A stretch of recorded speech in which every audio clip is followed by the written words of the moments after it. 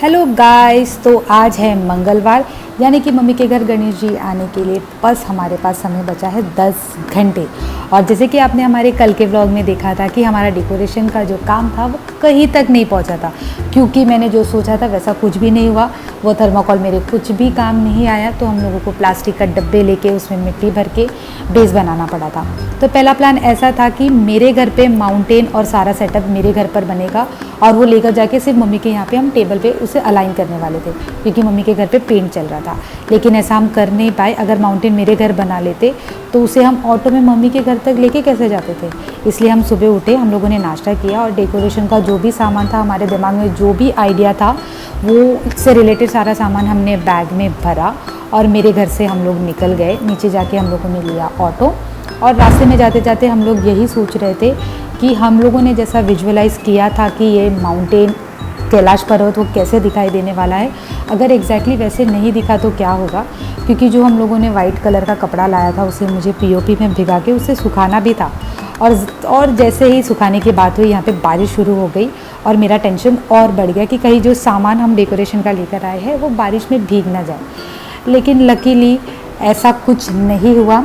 और मम्मी के यहाँ पहुँचते ही पहले मैंने जिस टेबल पे हम गणेश जी की स्थापना करने वाले थे उसे अच्छे तरीके से क्लीन किया और उसके ऊपर गंगा जल छिड़क लिया, और गणेश जी का नाम लेके हमने जो गणेश जी जिस पार्ट पर हम लेकर आते हैं वो पार्ट रखकर पहले देखा कि टेबल के आसपास हमें एक्चुअल में कितना स्पेस मिलने वाला है ये माउंटेन क्रिएट करने के लिए, क्योंकि वही हमारा सबसे बड़ा चैलेंज होने वाला था।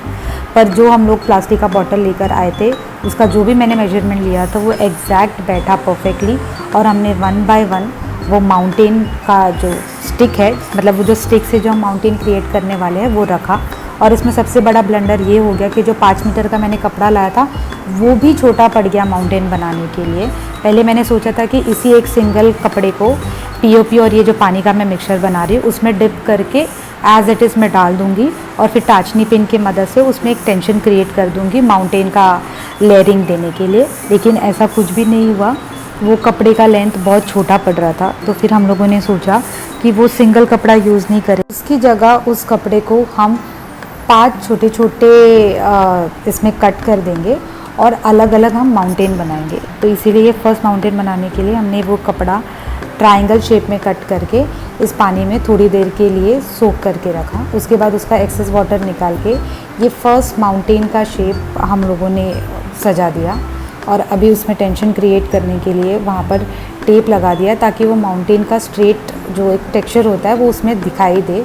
इसलिए थोड़ा सा टेप और टाचनी पिन लेके हम लोगों ने वो कपड़े को थोड़ा थोड़ा नीचे खींच के उस पर टाचनी पिन्स लगाना शुरू कर दिया, और ये बहुत अच्छे तरीके से काम कर गया। ये फर्स्ट माउंटेन बनने के बाद हमें अच्छा कॉन्फिडेंस आ गया। तो इसी तरीके से हम लोगों ने और 4 वो कपड़े को कट करके उसे फिर से पीओपी में सोक कर दिया। और यहाँ पे परेशानी ये हो रही थी कि जो कैंची थी वो बहुत ही छोटा था, तो कपड़ा उससे कट ही नहीं हो रहा था। उसे कट करने में हम लोगों को बहुत टाइम हमारा वेस्ट हो गया वहाँ पर नेवरदलेस हम लोगों ने फिर भी उसी सीज़र और उसी कपड़े के साथ काम किया, और ये रहा हमारा दूसरा माउंटेन बनाने का कपड़ा। अब इसे मैं इस पीओपी और जो पानी का मैंने मिक्सचर बनाया था उसमें सोक करने के लिए रख दिया, और उसे मैं ज़्यादा से ज़्यादा पीओपी में डिप कर रही थी ताकि ये कपड़ा कड़क हो जाए जब वो सूखे। अगर इसमें पानी ज़्यादा हो गया और पीओपी कम हो गया तो वो कपड़ा कड़क दिखाई नहीं देता था, और वो माउंटेन का तो उसमें हम टेक्सचर फिर ला ही नहीं पाते थे। तो सेकंड माउंटेन बनाने के लिए इसे अच्छे से हम लोगों ने उसमें डिप कर लिया, और ये प्रोसेस मैं बहुत ज़्यादा देर तक कर रही थी।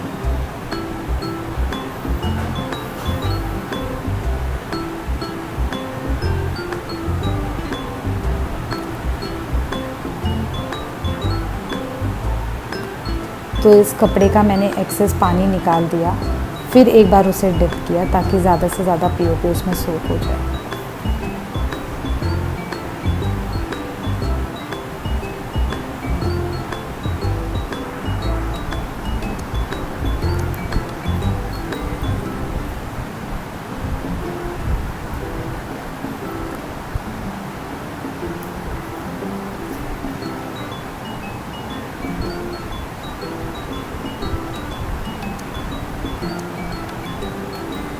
और ये सेकेंड माउंटेन बनाने के लिए ये कपड़ा रेडी है, और इसे आराम से ओपन करके वो जो सेकंड वहाँ पे 3 स्टिक लगाया हुआ था उसे बस वहाँ पे हमें अच्छे से शेप में रखना था।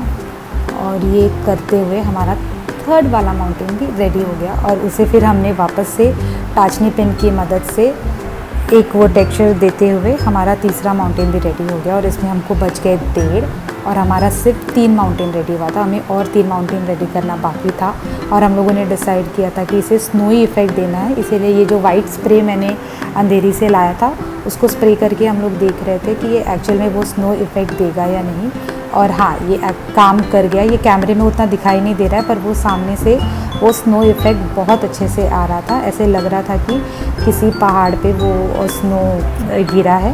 ये इफ़ेक्ट तो बहुत अच्छा आया था। तो उसके बाद हम लोगों को एक और चैलेंज ये आ गया कि जो हम लोगों ने प्लास्टिक का डब्बा लाया था घर से, वो लकड़ी का वेट नहीं ले पा रहा था, वो बार बार गिर रहा था। तो इसलिए हमारे घर पे ये एक सिपर का डब्बा पड़ा हुआ था, तो उसमें हम लोगों ने मिट्टी भरा, फिर से उसमें स्टिक डाला और माउंटेन बनाने के लिए हम फिर से रेडी हो गए। तो ये वाला तो जुगाड़ हमारे लिए फिर भी काम कर गया।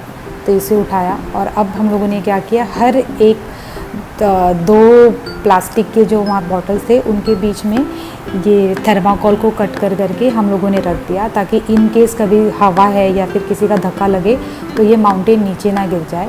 ये थर्माकोल रखने की वजह से वहाँ पर एक टाइटनेस आ गया था दोनों भी बॉटल्स के बीच में। और प्लस हम लोग क्या कर रहे थे, ये जो माउंटेन बनाने के लिए जो कपड़ा था उसे खींच के टाचनी लगाकर इसी थर्माकोल में हम लोगों ने उसे दबा दिया था, ताकि ये माउंटेन अच्छे तरीके से दिखाई दे। और सच में ये वाला हैक तो हमें बहुत अच्छे से काम किया।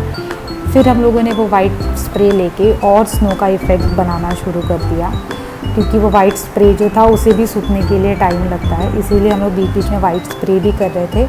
अदरवाइज़ अगर हम लोग ये लास्ट में करने के लिए लेते थे तो ये सूखने में बहुत टाइम चला जाता था। और ऑलरेडी ये करते करते 2:30 बज चुके थे और शाम के 7:30-8 बजे हमारे गणेश जी लाने के लिए हमें शाम को जाना था।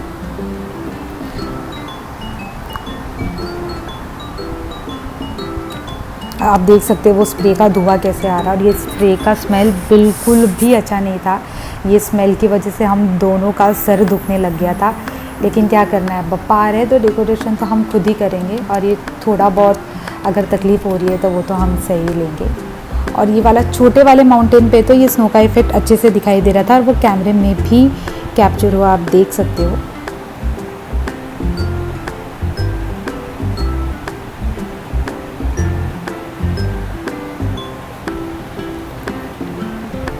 ये ऐसे लग रहा है जैसे कि यहाँ पे स्नो गिरा है अभी फ्रेश।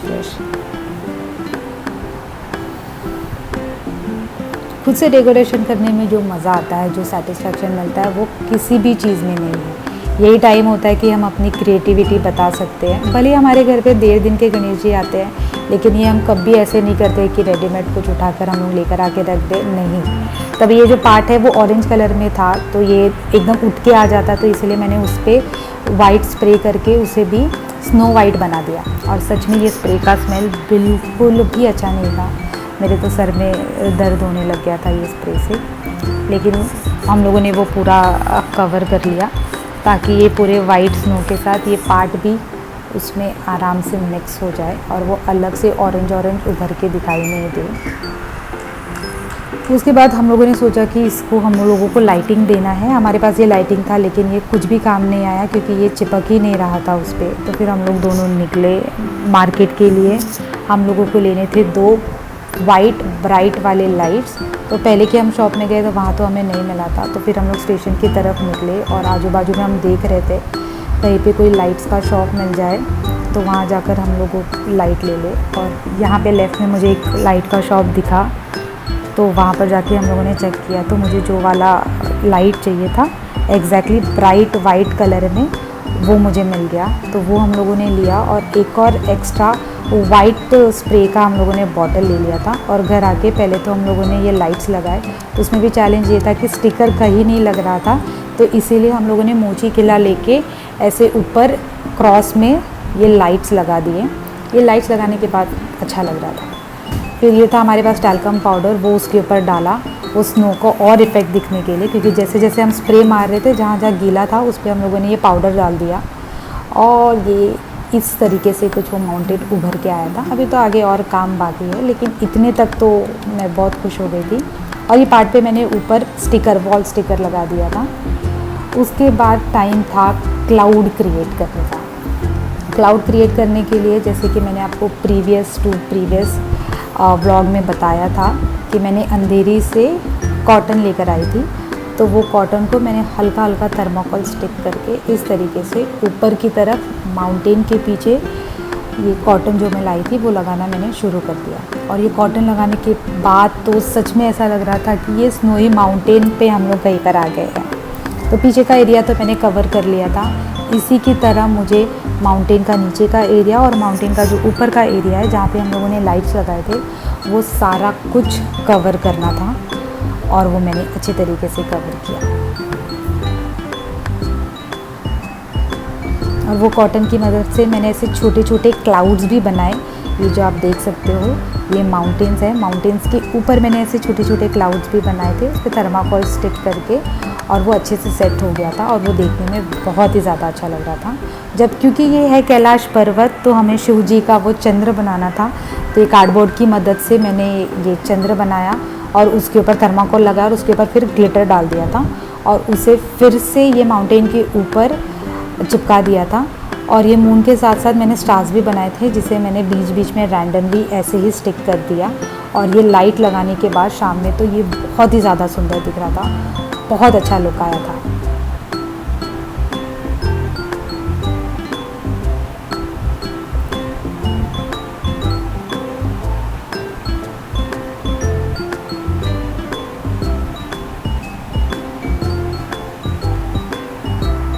मेरा डेकोरेशन तो पूरा रेडी हो चुका था और मेरे घर वाले गए थे गणेश जी को लाने के लिए। तब तक मैंने घर को अच्छे तरीके से सजा दिया और गणेश जी का वेलकम करने के लिए वहीं पर वेट कर रही थी। तो इस तरीके से कुछ हमारा घर दिखाई दे रहा था आफ्टर डेकोरेशन एंड आफ्टर सजावट। और मैं तो बहुत एगरली वेट कर रही थी कब गणेश जी आएंगे और यहाँ पर बैठेंगे, ताकि मैं वो पूरा लुक आप लोगों के साथ शेयर कर सकूँ। और थोड़ी देर में गणेश जी हमारे घर आ भी गए।